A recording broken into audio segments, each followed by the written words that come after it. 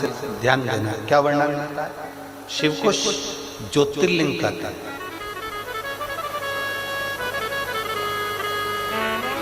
अब किसी ने कहा कि गुरुजी उज्जैन में महाकाल है, उनको ज्योतिर्लिंग कहा।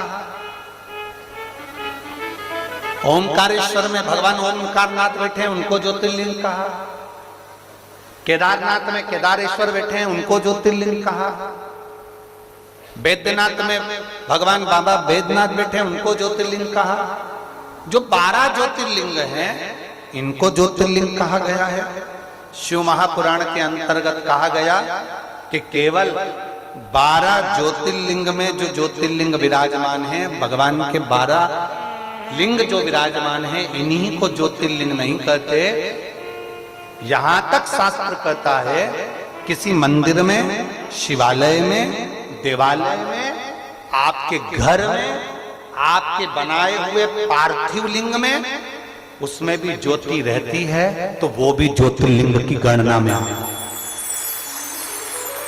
उसमें भी ज्योति रहती है, वो भी ज्योतिर्लिंग की गणना में।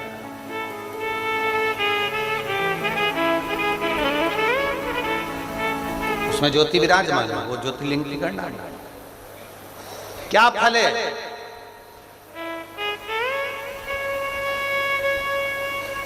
बारह ज्योतिर्लिंग में जितने संसार के शिवालय हैं, शंकर के मंदिर हैं, जितने शिवालय शंकर के मंदिर पूरे संसार में हैं,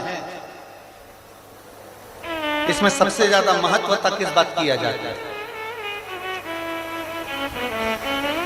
कभी किसी शिव जी के मंदिर में गए हो? जम के तो बोलो जरा, गए, जल चढ़ाया है ना? कभी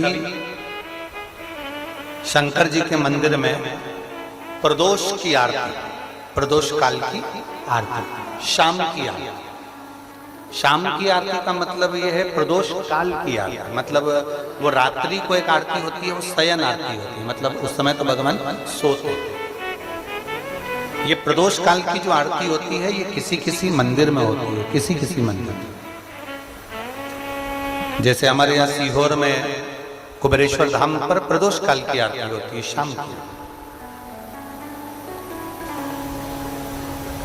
किसी किसी के स्थान पर प्रदोष काल की आरती का दर्शन होता है, कहीं कहीं, नहीं तो ज्यादातर रात्रि में लोगों को आरती होती है। सुबह होती है, भोर की हो जाती है, काकड़ हो जाती है, भस्म आरती हो जाती है, ये सब होती है। पर प्रदोष काल का कभी मौका लग जाए जिंदगी में, एक आध बार कभी ऐसा योग लग जाए,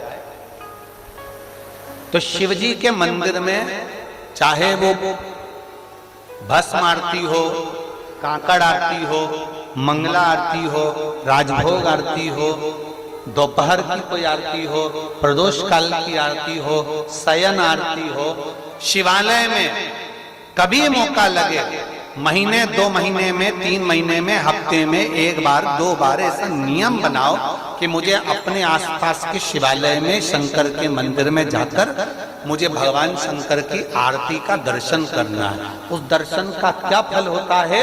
तो शिव महापुराण की कथा कहती है, जब हम भगवान शंकर की आरती उतरते समय, आरती जब ऊपर की ओर जाती है, उस आरती के ज्योत का जब हम दर्शन करते हैं, तो वो दर्शन मात्र से हमें 1000 कपिला गाय के दान का फल प्राप्त हो।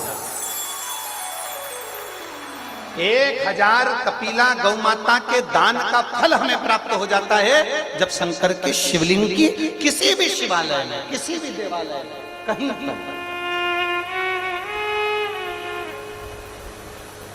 कहीं पर आरती का क्रम थोड़ा ध्यान दीजिएगा, बहुत बहुत ध्यान देने वाला विषय है।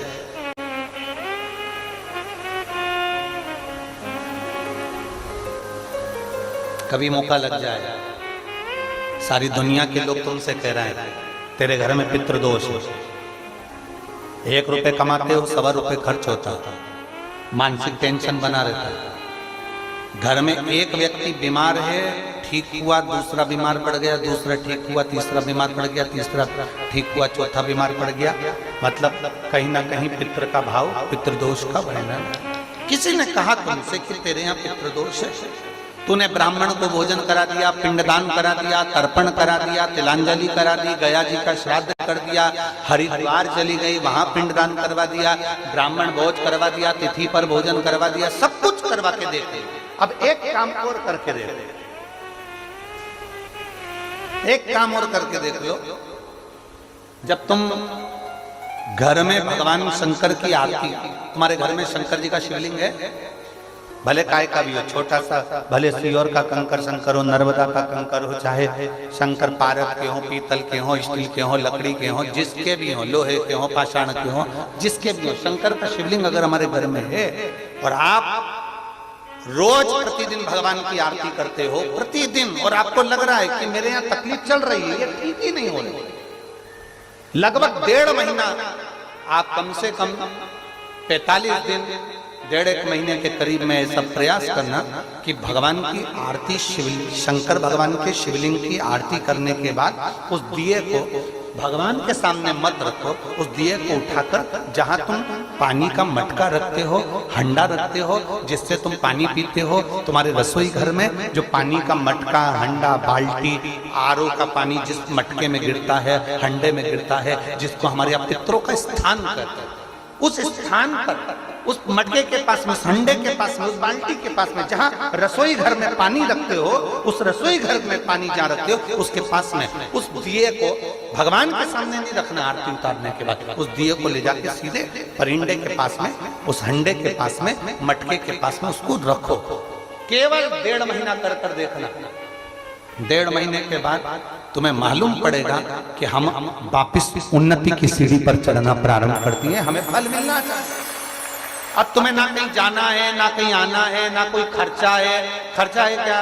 ईमानदारी से बोलो, कोई तुम्हारा लाखों का रुपया लग गया क्या? रोज आरती करते हो रोज आरती। बस आरती का नियम बना लो कि हमको पितृदोष किसी ने बोला है, हमारे घर में अशांति है, पितृदोष है, कोई कह रहा है कि तुम्हारे घर में पितृदोष है, हमने सब कुछ करके देख लिया। अब हमें ये करना है कि महादेव की आरती जब होती है तो उसकी ज्योत का दर्शन करने पर 1000 कपिला गाय के दान का पुण्य मिलता है। तो ये पुण्य हम हमारे पितरों को देते हैं, जिससे उनकी मुक्ति हो जाए और हमें आशीर्वाद प्राप्त। उस दिए को नीचे नहीं रखना, आरती उतारने के बाद आरती पूरी हो जाए तब उस दिए को ले जाकर, जब आप ले जाकर उसको रखें तब उस स्थान पर रखें जहां पितरों का स्थान, जहां पितरों का स्थान।